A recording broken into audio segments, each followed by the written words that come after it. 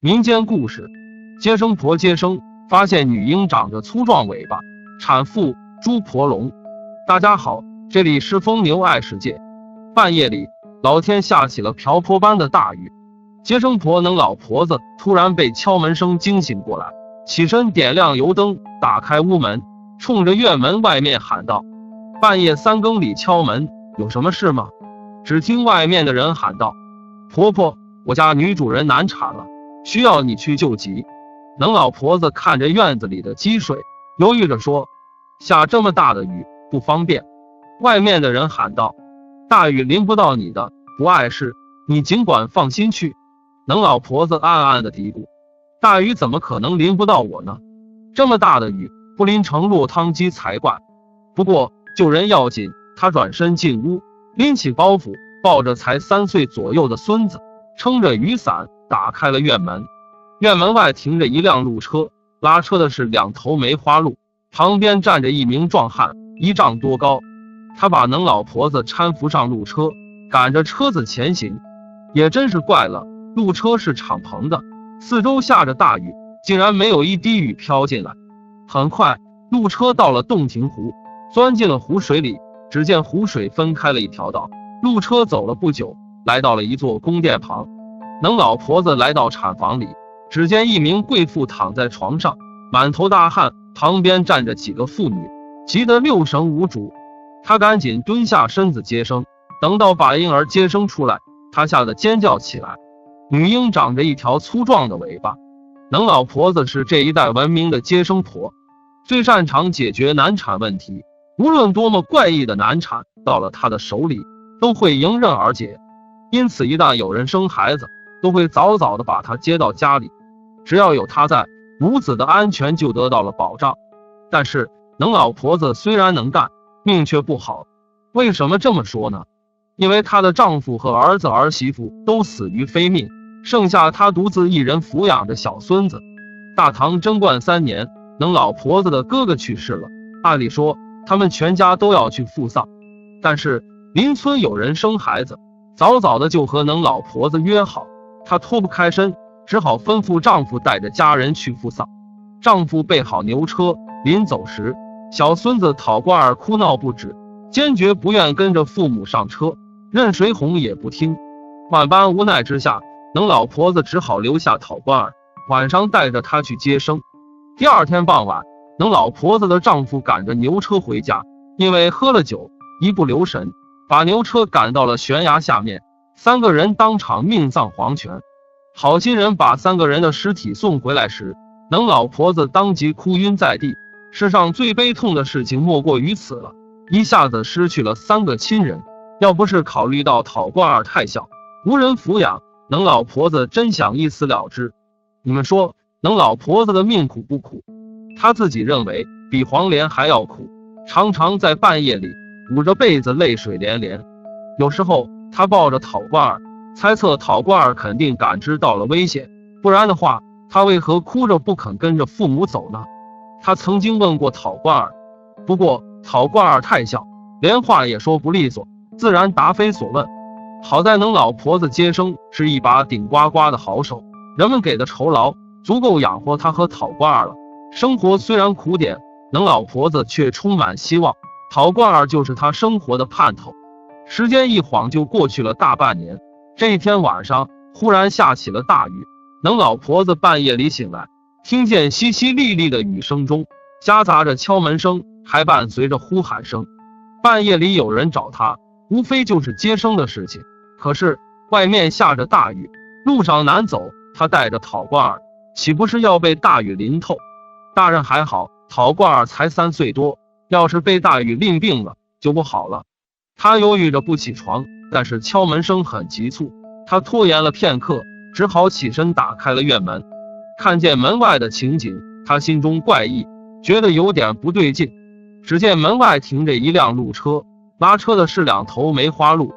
能老婆子见过梅花鹿，但是这2头梅花鹿透着一股怪异，太高大了，像2匹马一样高大健壮，身上隐隐约约地散发着雾气。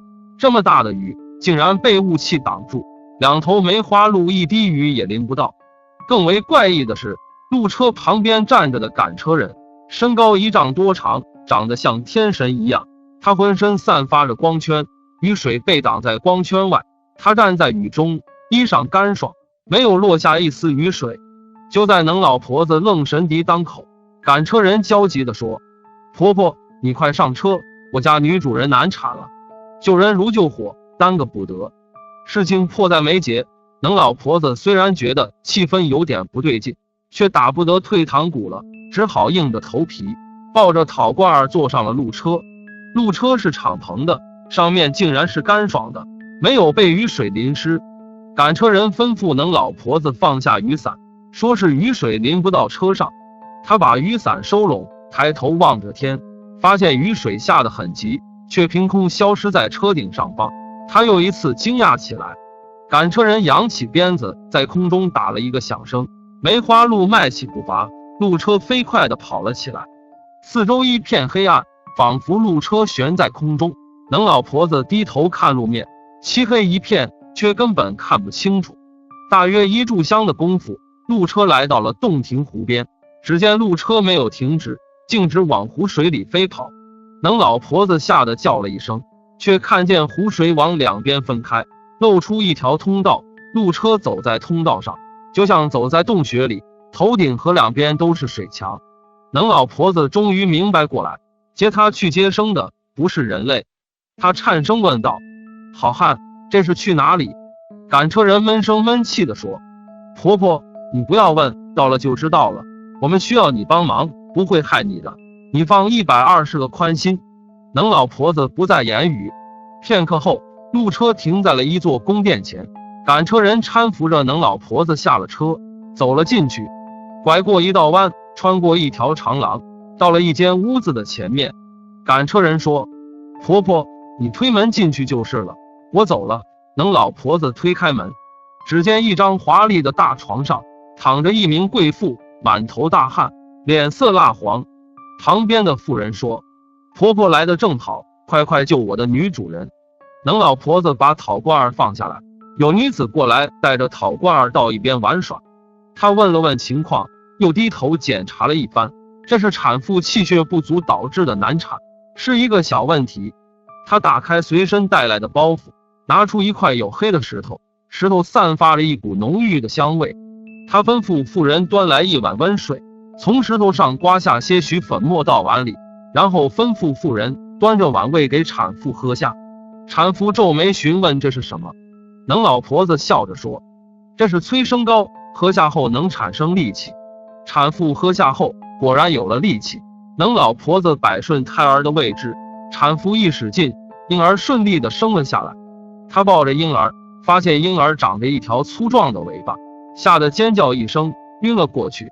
幸亏旁边的妇人手疾眼快，接住了婴儿。另2个妇人赶紧扶住了能老婆子，给她掐人中。片刻后，能老婆子悠悠醒转，产妇吩咐妇人端来一碗汤，会给她慢慢的服下。汤水进到能老婆子的腹内，她感觉到一股暖流顺着经络流传，顿时神清气爽了起来。产妇笑着说：婆婆不必惊慌，实话告诉你，我是洞庭湖中的猪婆龙，因此孩子才会有一条粗壮的尾巴。原来这里是洞庭湖中的龙宫，产妇是洞庭湖里的猪婆龙，因为貌美如花，成了洞庭龙君的偏妃。她天生身子虚弱，因此生孩子时才会出现难产。她早就听说过民间里有一个接生的高手，因此派人把能老婆子接了过来。偏妃笑着问：婆婆，你从哪里得到的催生膏？真是神奇。能老婆子笑着说：说起得到催生膏，还是一段神奇的经历。原来大约5年前，能老婆子到邻村接完生回来，走在山路上，突然冲过来一只獐子，钻进她的胯下，驮着她往深山里飞跑。能老婆子害怕掉下来摔伤，趴在獐子的背上不敢动弹。过了好久，獐子停了下来，能老婆子溜下背，这才发现前面草丛里卧着一头母獐子，一头小獐子出来了一半。她知道獐子难产了，赶紧检查，这才发现小獐子的后腿缠绕在里面了。她把小獐子的腿理顺，慢慢的接生了出来。如果不是他，母獐子和小獐子都会死去。可见公獐子具有灵性，知道能老婆子是接生婆，把他强行驮了来。过了一段时间，晚上来了一名美丽的妇人，拿着一块石头探望他，说是为了感谢他的接生，送给他一块催生膏，这是用麝香提炼出来的，能够解决普通的难产问题。如果产妇出现气血虚的问题，刮下些许粉末，让产妇服下，就能产生力气。那个妇人就是难产的母獐子。自从有了催生膏，为许多难产的产妇解决了痛苦，能老婆子也省了许多力气。偏妃听了催生膏的来历，点点头说：婆婆，为了感谢你帮了我的大忙，我送给你一碗龙骨汤，喝了可以延年益寿。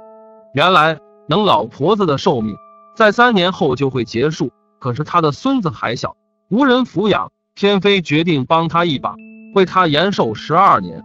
这一碗龙骨汤是用万年老龙的龙骨熬成的，喝一碗延寿12年。说完，偏妃挥挥手，因为妇人出去了。不一会儿，端在一碗汤，能老婆子接过来，觉得汤水寒气逼人，她仰头喝完，说了一声感谢，告辞要走。偏妃笑着说：你要走我也不留你，你的小孙子来一趟也算是缘分，我送一些冰糖给他吃吧，他长大后你要让他读书。说完，他吩咐妇人端出一盘冰糖来。片刻后，妇人驮着一盘子冰糖出来，偏妃把冰糖装进袋子里，交给了能老婆子。能老婆子千恩万谢，出了宫殿，坐上了路车。路车出了洞庭湖，来到了能老婆子的家门前。此时天还没有亮。第二天上午，能老婆子醒来，想起偏妃送的冰糖，打开袋子一看，哪里有冰糖的影子呢？冰糖全部变成了金块，足有10斤重，这些金子足够2人生活了。就这样过了3年，这一天晚上，能老婆子朦朦胧胧中看见2名差役提着枷锁走了进来。其中一个公差说：咦，真是奇怪，能老婆子一个寿命将近之人，为何阳气还这么重呢？另一个公差拿出一本簿册说：还是查一查吧，不要弄错了。他翻开簿册看了看，点点头说：是了，洞庭龙君的偏妃给他喝了龙骨汤，延寿了12年，我们看漏了，差点抓错了人。话音刚落，2名公差就消失不见了。能老婆子惊醒过来，想起当初偏妃的话，这才知道偏妃说的都是真的，偏妃给他延寿了12年。等到讨官儿到了7岁，能老婆子想起了偏妃的话，叮嘱他让讨官儿读书，于是就把他送到学堂里读书。讨官儿读书很用功，深得先生的喜爱。一转眼12年过去，能老婆子因病去世。此时讨官儿已经年满18岁了。这一年朝廷开科取士，他去都城参加了科举考试。等到皇榜公布，他榜上无名，便启程回家。走到长江边时，他看见码头上泊着一条官船，很多人站在码头上围观，指指点点。讨官儿上前一问，才知道官船是水军都督的。他在洞庭湖训练水军时，捉住了一头猪婆龙，拴在船后，打算带到淮阳军营里去，让士兵们观看。讨官儿挤进人群里观看猪婆龙，那一头猪婆龙忽然抬头看着他，他的心里莫名其妙地悲伤了起来，心生怜悯之情。他决定救一救这一头猪婆龙，便持着名帖拜见都督，要买下猪婆龙放生。他的身上还有3块金子，都是当初从洞庭湖里带出来的，全部拿了出来。都督看着他说：你是一名读书人，就写一篇猪婆龙赋吧，如果写得妙，我就把猪婆龙卖给你。讨官儿点头答应下来。都督吩咐摆上文房4宝，讨官儿欣然提笔，一挥而就，一篇猪婆龙赋跃然纸上。都督读着这篇文章，被华丽的词藻所折服，每当读到妙处，禁不住拍案叫绝。都督读过10几年书，很有一些才学。当他读完这一篇赋，已经拍了好几下文案。他欣喜地说：想不到先生才学如此高雅，这一篇文赋价值何止1000金，文章我留下，猪婆龙卖给你了。讨官儿大喜，眼看着士兵把猪婆龙放了，朱婆龙沉入水底不见了，他才拱手告辞而去。他在码头上租了一条船，决定走水路回家。2天后，船只到了洞庭湖，忽然狂风大作，波浪滔天。从波浪中跃出一位小将，站在船头上，拱手对讨官儿说：“末将奉偏妃的命令，特地迎接驸马爷到龙宫里去。”讨官儿还在犹豫不决，小将一挥手，他的身子飘荡起来，落入了路车里，路车就漂浮在湖面上。路车启动，湖水分开，片刻后来到了宫殿门前，早有婢女等候在门前，引着讨官儿进到宫殿的后院，来到一座厅堂里。不一会儿，环佩声响起，偏妃被几个妇人簇拥着走了出来，端坐在座位上。偏妃的身旁站着一名年轻漂亮的女子，只见她含笑走到讨官儿面前，笑吟吟地说：“多谢哥哥的搭救之恩，小女子不胜感激。”原来这名女子就是被讨官儿搭救的朱婆龙。那一天，她在湖面上和鱼虾嬉戏，不小心被都督射了一箭，活捉了起来。她的父母虽然焦急，却也无计可施，毕竟都督是阳间的高官，与他们不搭边，而且他们也不敢出面阻拦。好在遇见了讨官儿，讨官儿是一个善良的人，心生怜悯，出钱救下了洞庭公主。因此偏妃派人把讨官儿请来叙话，当面感谢。偏妃笑着说：“你可曾认识我？”讨官儿摇摇头。偏妃笑着说：“你那时候还小，才3岁左右，我生这个女儿时遇上了难产，多亏了你的奶奶，才保住了我们母女的性命。”这样一说，讨官儿依稀想起来了，原来他救下的公主就是当初的女婴，如今年满15岁了。讨官儿赶紧上前行礼，感谢偏妃送给他的金子，让他得以有钱读书。偏妃笑着说：“你也无处可去，不如就留在龙宫里，我把女儿许配给你。她出生时你在场，她有难时被你搭救，这是一种缘分。”讨官儿赶紧跪下叩头，口称岳母。偏妃大喜，一把扶起他，吩咐摆酒款待东床快婿。酒醉饭饱后，又领着他去拜见了洞庭龙君。洞庭龙君非常高兴，当晚就让他和公主拜堂成亲了。自此后，讨官儿就留在了洞庭龙宫里，和妻子如影相随，过着幸福快乐的生活。时隔100多年，有一个性能的书生，按照辈分排列，应该是能老婆子的娘家重孙辈。他坐船路过洞庭湖时，忽然风雨大作，波浪滔天，船只几次差点侧翻。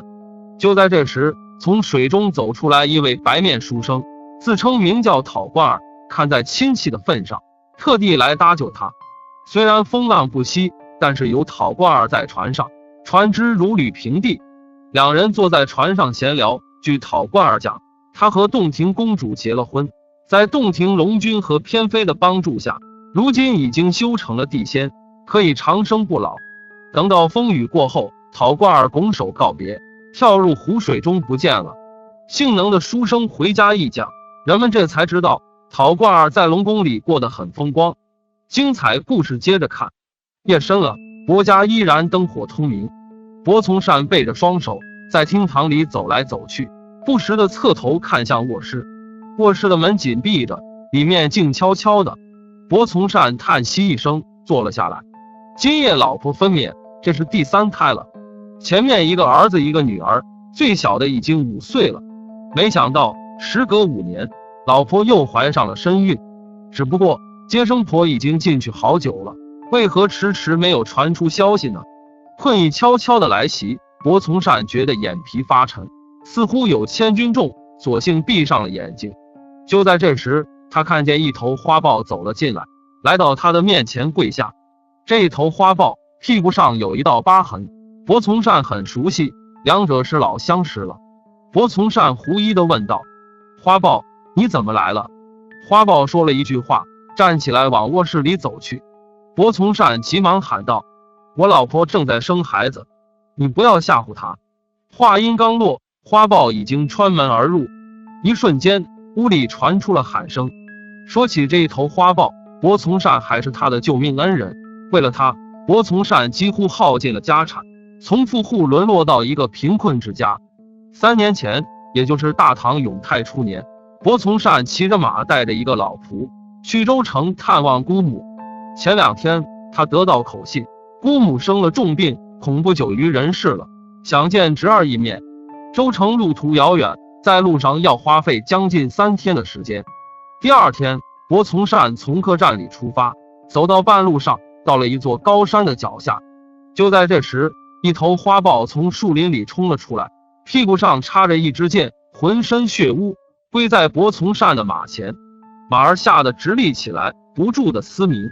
片刻后，追出来一队人马，领头的是一位富家公子装扮，高声喊道：“抬过路的，这是我的花豹。”伯从善听他说话口气很冲，怪他无礼，板着脸说：“花豹跪在我的马前，就是我的，你凭什么说是你的？证据呢？”那人跳下马，插手站在地上，气冲冲地说：“花豹屁股上的箭枝就是我射的。这一头花豹，我们从山上追到山下，花费了将近小半个时辰，不是我的，难道是你的？”伯从善见他如此无礼，心中有气，就说道：“箭枝上没有写字，凭什么说是你的呢？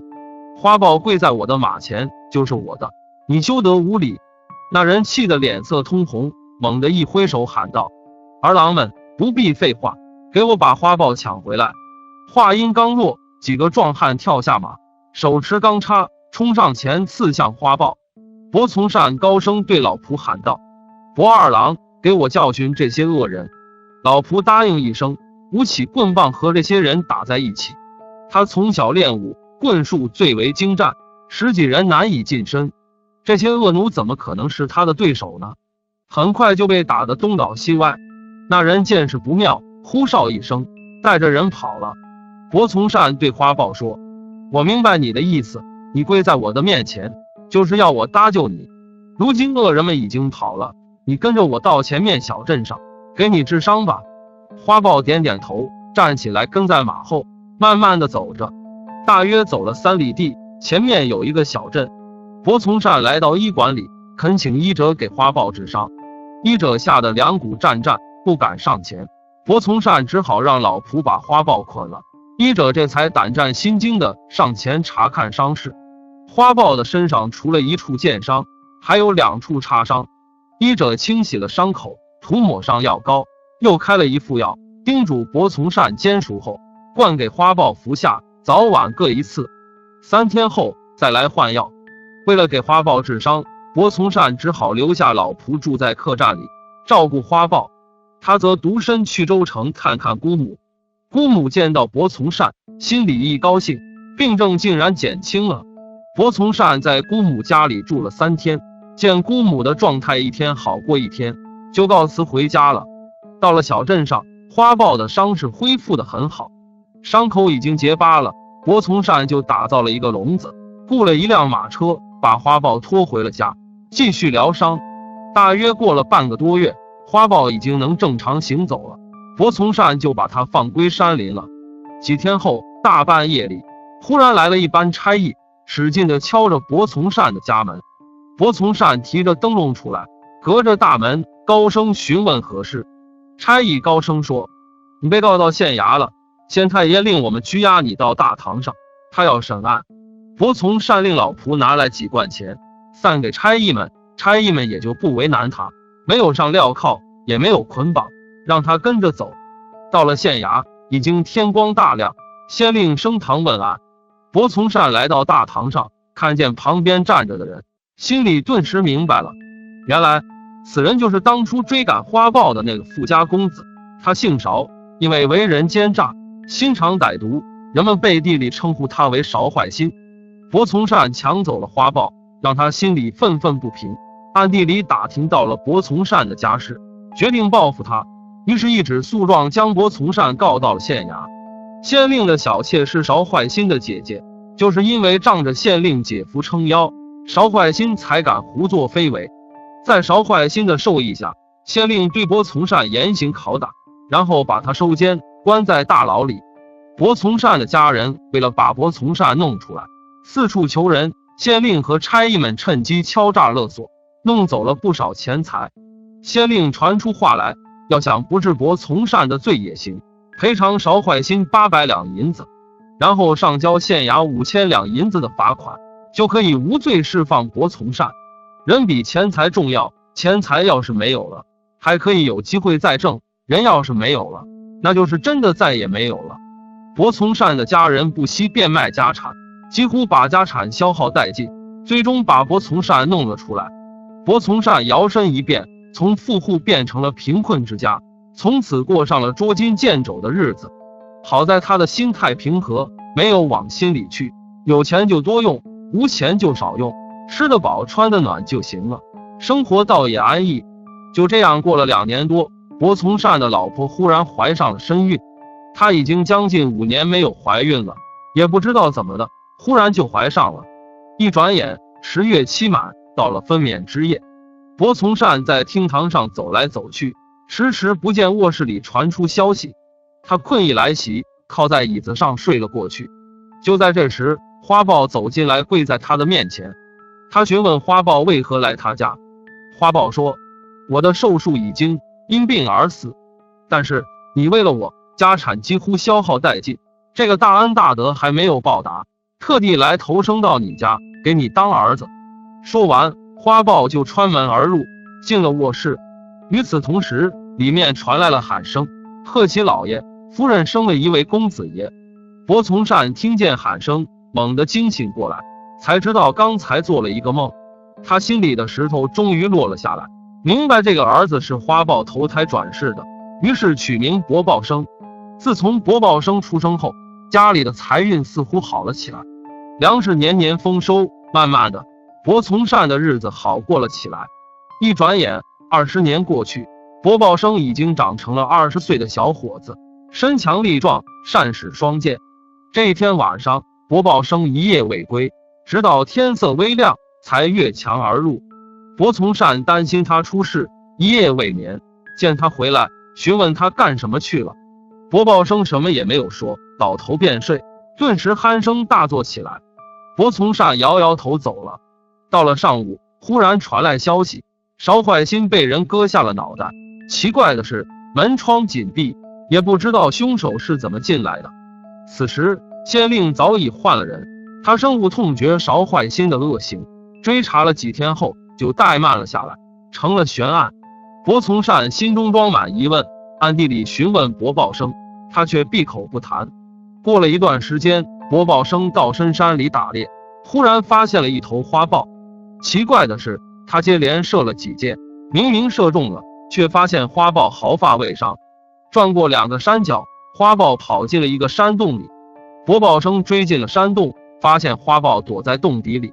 他射了1箭，花豹应声倒地，白光一闪，变成了一堆黄金白银。伯豹生大喜过望，把金银运回家中，一过秤，黄金1000多两，白银将近2万两。有了这么一笔巨款，他家摇身一变，成了当地的首富。听伯豹生讲完得到金银的经过，伯从善心知肚明，这是花豹报恩留下的金银，如今借伯豹生的手送给他家。伯从善购置了大量的良田，又另起了一套宅院，让伯豹生居住，为他完了婚。伯豹生的妻子姓龙，温柔贤惠，深得伯豹生的宠爱。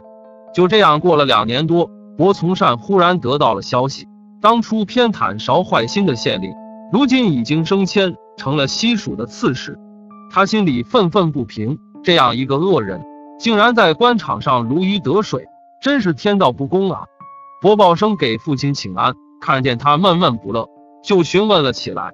伯从善就把往期的事情讲了，不住地抱怨老天不长眼，竟然让一个坏人步步高升。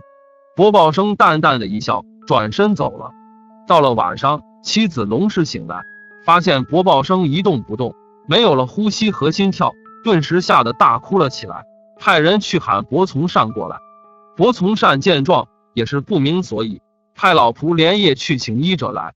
哪知道天色微亮之时，医者还没有来，伯豹生醒了过来，恢复了正常。他淡淡的说：我没有事，只不过灵魂出窍，去杀了那个混账刺史而已。伯从善心里起疑，悄悄地委派老仆去西蜀打听。1个月后，老仆风尘仆仆的回来，告诉伯从善，西蜀刺史果真被杀死了，门窗紧闭，也不知道凶手是如何进去的。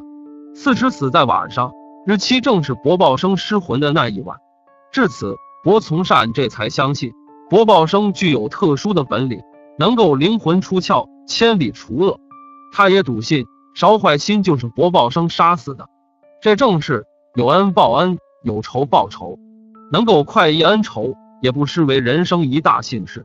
做人还是心存良善的好，居心不良之人做下了坏事，早晚会遭到报应的。纵使逃过了人间的惩罚，最终也逃不脱天道。好了，本集节目就和大家分享到这了，感谢您的观看，我们下次再会。